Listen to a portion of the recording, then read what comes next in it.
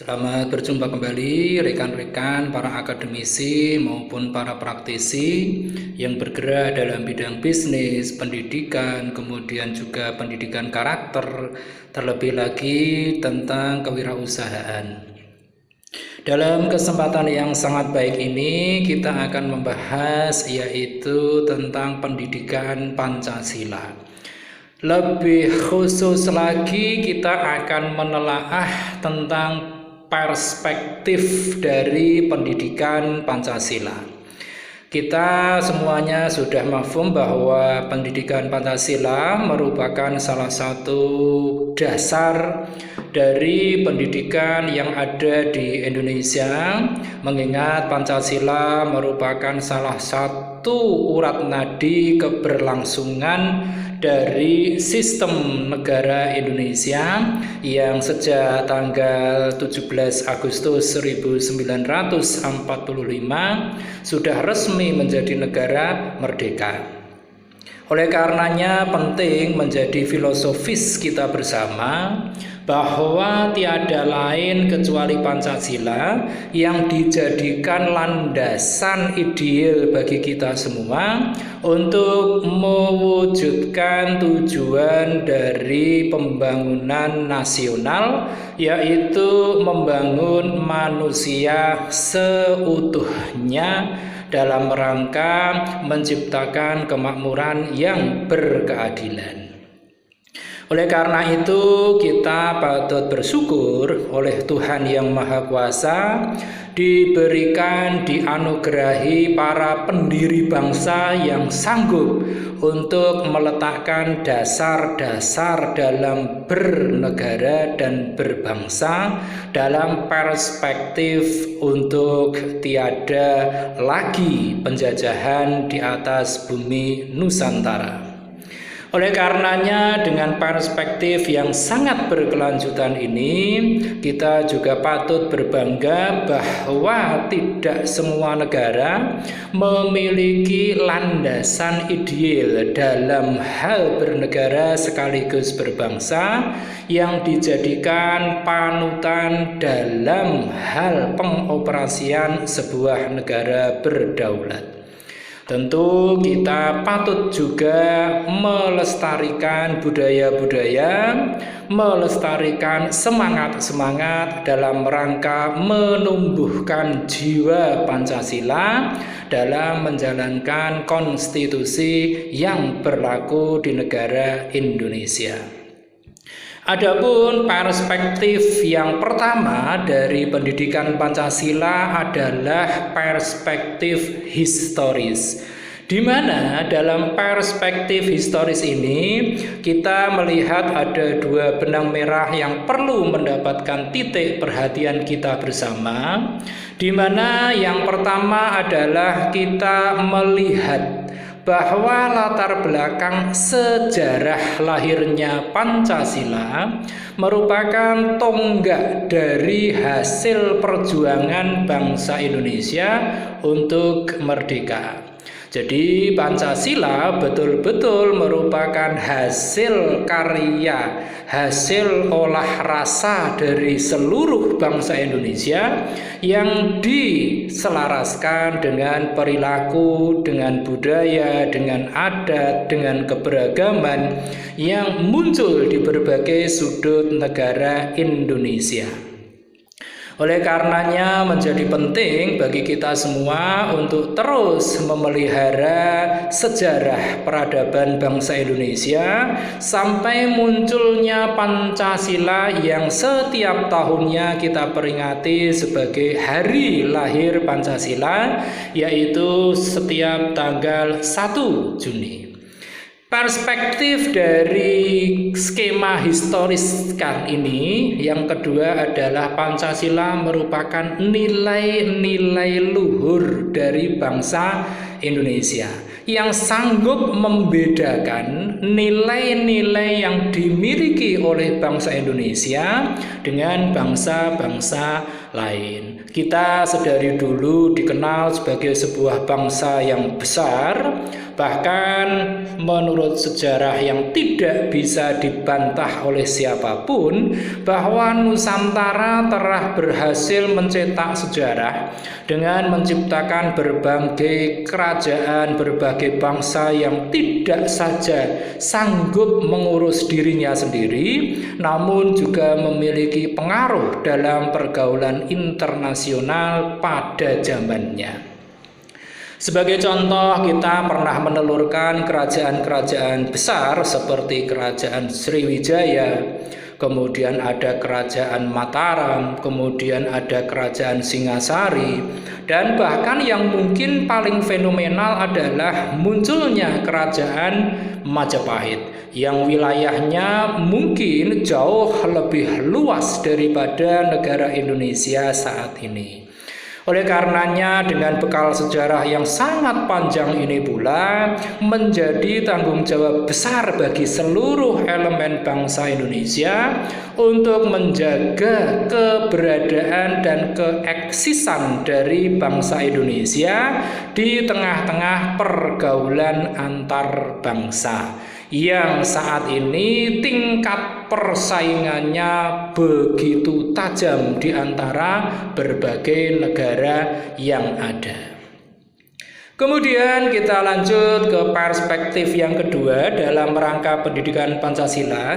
Yang pertama tadi perspektif historis, yang kedua ini adalah tentang perspektif sosiologis, di mana kita melihat bahwa Pancasila merupakan pandangan hidup yang mencerminkan keberagaman dari bangsa Indonesia.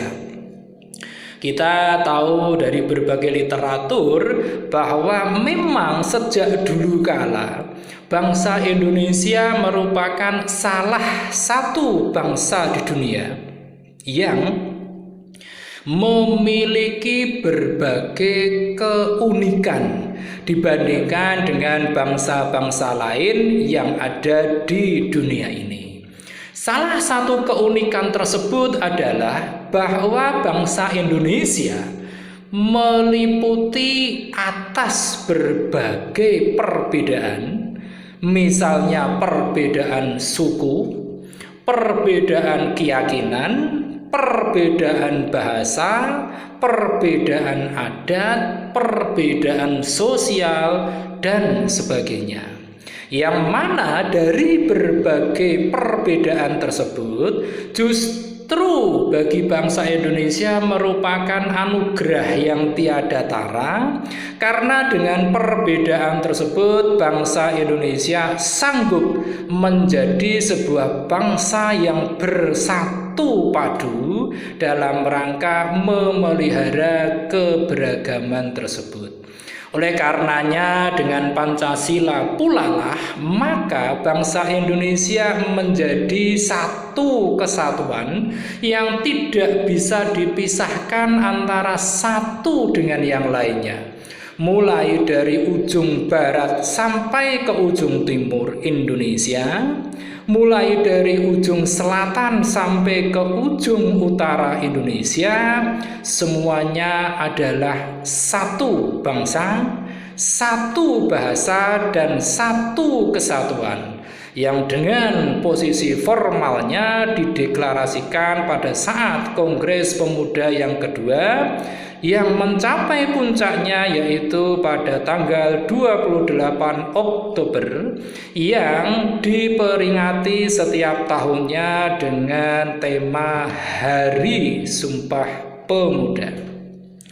Oleh karenanya kita patut bersyukur karena kita telah dianugerahi Pancasila yang di dalamnya mengandung unsur-unsur yang begitu dalam mengatur kehidupan rakyat Indonesia, mulai dari aspek keagamaan atau religiusitas, aspek nasionalisme maupun aspek-aspek sosial yang lain.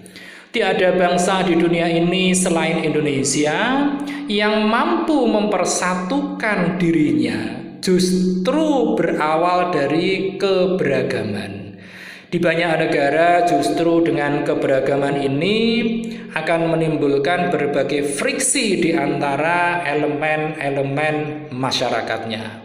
Bahkan salah satu negara mantan superpower yaitu Uni Soviet, dengan berbagai perbedaan yang ada, bukannya mereka bertambah kuat dan bertambah bersatu, namun justru bercerai-berai menjadi negara-negara yang merdeka masing-masing terpisah dari sebuah negara kesatuan yang waktu itu bernama negara Uni Soviet. Pun demikian dengan negara Yugoslavia, di mana pada saat tahun-tahun awal Perang Kemerdekaan Kedua menjelang berakhirnya Perang Dunia Kedua, merupakan salah satu negara besar yang disegani di seluruh bangsa di dunia, maka beberapa dekade berikutnya justru tercerai-berai menjadi beberapa negara yang berdaulat dan merdeka penuh. Tentu ini menjadi pembelajaran bagi bangsa Indonesia, mengingat bangsa Indonesia pun berlatar belakang dari pola pikir, pola tingkah laku yang semuanya juga mengandung unsur-unsur keberagaman. Oleh karenanya Pancasila dengan kesaktiannya yang telah teruji tidak hanya sekali dua kali, namun dengan bukti sejarah, bukti historis, dan bukti sosiologis tadi mampu mempersatukan bangsa ini sehingga menjadi satu kesatuan yang utuh, yang tidak bisa dipisahkan antara satu dengan yang lainnya. Kemudian perspektif yang ketiga dari pendidikan Pancasila adalah dari sisi perspektif yuridis, di mana dalam hal ini Pancasila kita jadikan sebagai dasar negara yang tertuang di dalam pembukaan Undang-Undang Dasar 1945, di mana di alinea terakhir dari preambul atau pembukaan Undang-Undang Dasar 1945 secara tertulis dengan jelas bahwa terdapat 5 butir-butir Pancasila yang saling memperkuat, bukan saling menjatuhkan antar sila, namun mereka dengan kesatuannya menjadikan bangsa Indonesia ini menjadi salah satu bangsa yang memiliki potensi untuk menjadi bangsa yang besar di masa depan dengan modal keberagaman itu. Oleh karenanya dengan dasar negara ini pula bangsa Indonesia melangkah dengan pasti dengan berbagai tantangan yang ada, melahap berbagai peluang yang ada, sehingga sampai di abad ke-20 ini bangsa Indonesia masih sangat disegani, masih sangat eksis di tengah-tengah percaturan antar bangsa di dunia. Kemudian benang merah kedua dari perspektif yuridis ini adalah bahwa Pancasila telah kita jadikan landasan konstitusional yang mengatur sistem pemerintahan, juga di dalamnya mengatur tentang berbagai hak dan kewajiban dari masing-masing elemen bangsa Indonesia. Tidak banyak dari berbagai bangsa yang ada di dunia ini yang memiliki landasan konstitusional yang sanggup melindungi seluruh tumpah darah bangsanya dan seluruh rakyatnya dalam rangka membina, mempersatukan di antara perbedaan-perbedaan yang ada sejak zaman dulu kala. Oleh karenanya dengan Pancasila menjadi landasan konstitusional yang tidak bisa terbantahkan oleh siapapun, maka bangsa Indonesia memiliki panduan bahwa semua yang ada dalam proses bernegara, proses berbangsa harus tunduk dan taat selaras kepada 5 butir yang terdapat dalam sila-sila Pancasila. Oleh karenanya kita juga perlu memperjuangkan terus-menerus agar betul-betul melaksanakan berbagai kebijakan, berbagai aturan yang berstandarkan kepada landasan konstitusional kita, sehingga kita dapat memiliki masa depan, memiliki peluang, sekaligus menanggapi tantangan dengan jiwa besar sebagai bangsa yang besar dan disegani oleh bangsa-bangsa lain di dunia ini. Dan perspektif yang terakhir dari pendidikan Pancasila adalah perspektif politik, di mana kita telah sepakat bersama-sama sebagai sebuah bangsa bahwa Pancasila merupakan ideologi yang sah menurut undang-undang negara kita, bahwa semua acuan dalam penyelenggaraan kehidupan berbangsa tidak boleh bertentangan dengan masing-masing sila yang ada di dalam butir-butir Pancasila yang tertuang dalam pembukaan Undang-Undang Dasar 1945. Semua pihak tentu telah sepakat bahwa Pancasila merupakan produk yang mungkin dalam waktu ribuan tahun yang akan datang tidak akan pernah muncul lagi ideologi yang sehebat dengan Pancasila. Kita patut berbangga bahwa salah satu pendiri bangsa kita, yaitu Insinyur Soekarno, dengan bersusah payah telah berusaha membumikan Pancasila tidak hanya di bumi Indonesia, tetapi juga di berbagai belahan dunia. Buktinya di tahun 1955 dengan diselenggarakannya Konferensi Asia Afrika di Bandung telah membebaskan puluhan negara baik di Asia maupun di Afrika dan di Amerika Selatan yang tadinya merupakan bangsa-bangsa yang mayoritas merupakan negara jajahan dari negara-negara yang jauh lebih maju pada saat itu, muncul menjadi negara-negara baru yang merdeka dan berdaulat. Tentu kita harus memberikan apresiasi yang sangat tinggi bagi para pemimpin bangsa, tidak hanya pemimpin yang memimpin saat ini, namun juga pemimpin-pemimpin kita sebagai peletak dasar kehidupan berbangsa dan bernegara. Dalam perspektif politik ini pula, Pancasila telah kita sepakati bersama menjadi pedoman dalam menentukan arah kebijakan, juga menjadi arah tujuan nasional dan pembentukan perilaku bangsa, yang mana kesemuanya menjadikan bangsa Indonesia menjadi salah satu bangsa yang memiliki keunggulan dibandingkan dengan bangsa-bangsa lain di dunia. Kita memiliki puncak-puncak prestasi yang sudah kita raih maupun yang akan kita raih di masa-masa mendatang. Indonesia merupakan salah satu negara besar yang tidak bisa dipungkiri oleh siapapun.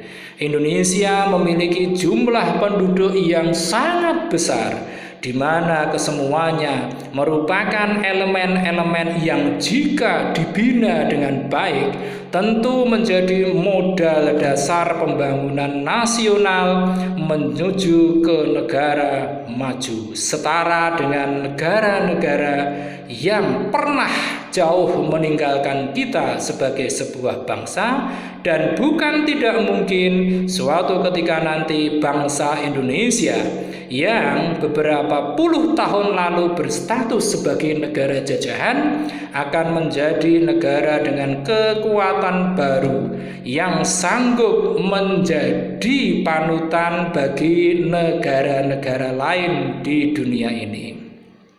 Kita patut berbangga di mana dengan posisi Indonesia saat ini menjadi salah satu bangsa yang sangat diperhitungkan di berbagai kancah internasional.